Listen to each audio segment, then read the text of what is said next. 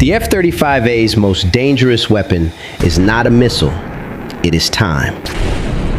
In the first seconds of a fight, it can see you, classify you, and decide what you are before you ever detect its presence. And in modern air combat, those seconds are everything. Because once the engagement begins, the battlefield is no longer shared. It is already being decided.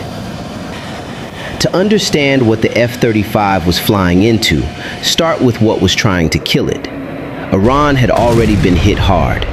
Israeli strikes in 2024 and 2025 destroyed S-300 batteries around Isfahan and tore holes through the long-range air defense umbrella, but not hard enough. Satellite photos from February 2026 showed launchers being moved back into position around Tehran. The radars needed to guide them. Nobody could confirm whether those were still alive. And below the long-range layer sat everything else. Bavar 373 batteries, Khordad 1.5, short-range Tor M1 launchers, mobile missile units hidden across 1.6 million square kilometers. Almost all of them needed one thing to fight: radar. They had to transmit to find a target. That would matter very soon. Operation Epic Fury opened on February 28th with cruise missiles and standoff weapons hitting fixed positions across Iran. But mobile launchers were a different problem. They could shut down, relocate, and wait. No cruise missile could hunt something that keeps moving and refuses to turn on. Someone had to fly in, get close, and find them with sensors that worked in real time. Among the aircraft sent into that job were F-35As. Inside the cockpit, there was only one pilot. The details of those opening engagements were never made public, but the aircraft, its sensors, and the threats waiting below tell us what kind of fight its pilot was entering. The jet lifts off a Gulf airstrip in total darkness. No lights.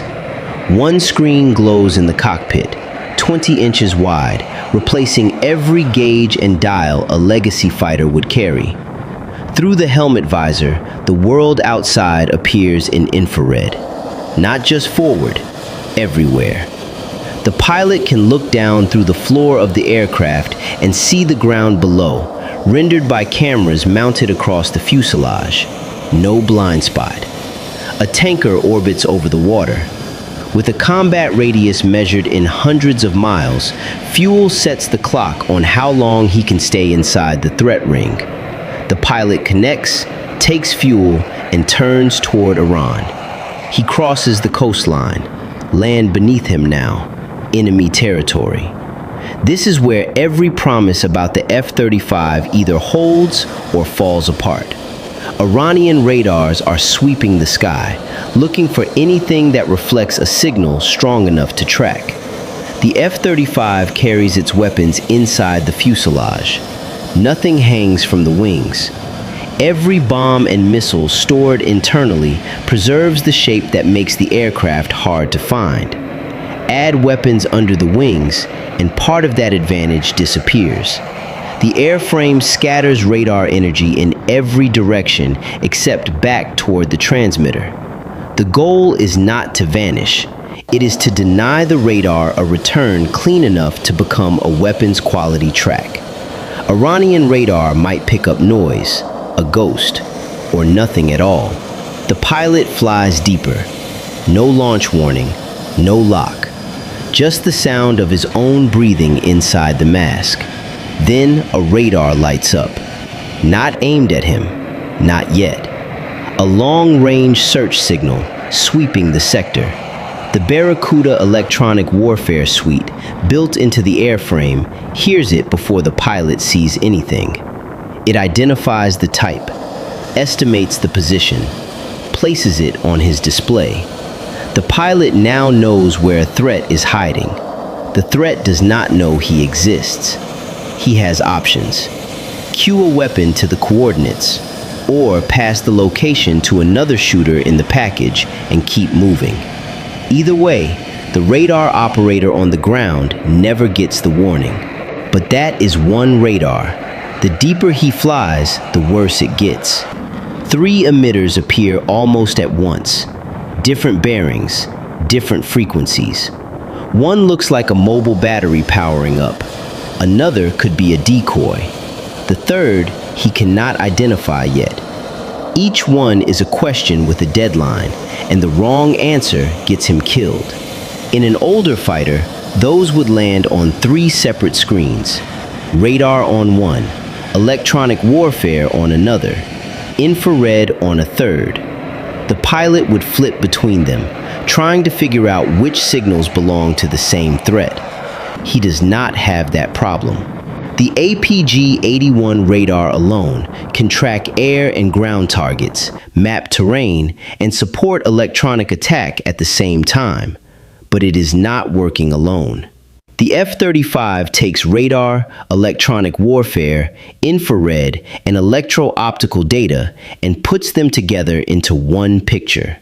3 confusing signals become one identified target, then 2. The third disappears. Decoy. Which one can kill him first? That is the only question that matters now.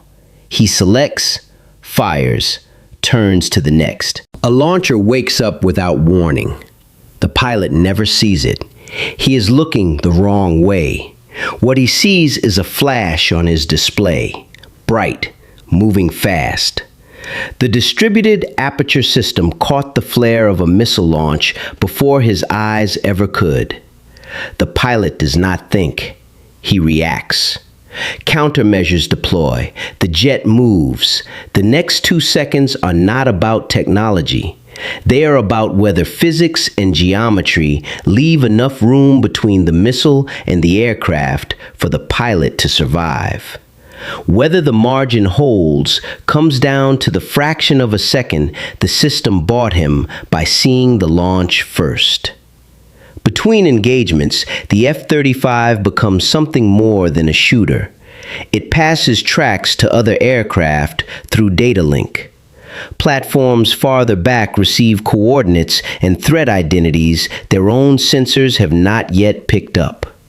They do not need to turn on their own radars to find the same target. They do not need to expose themselves.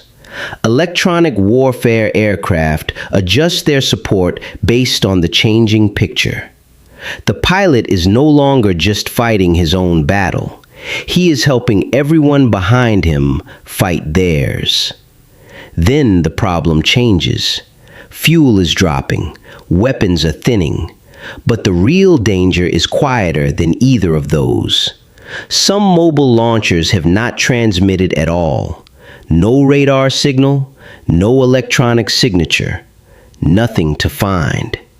They are out there, somewhere below in the dark, and they are not talking. A silent SAM denies the F-35 one of its best clues. You cannot geolocate an emitter that refuses to emit. Stealth can buy him time.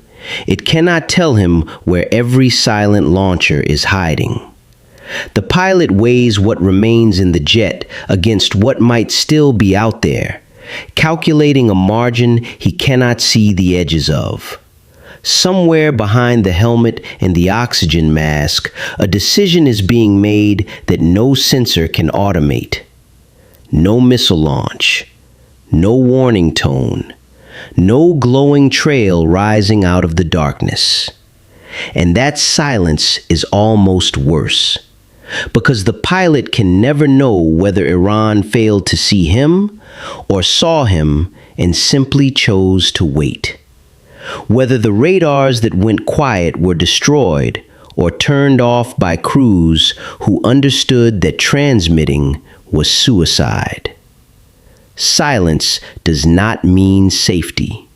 It means the information has stopped, and so has every certainty that came with it. He turns for the coast.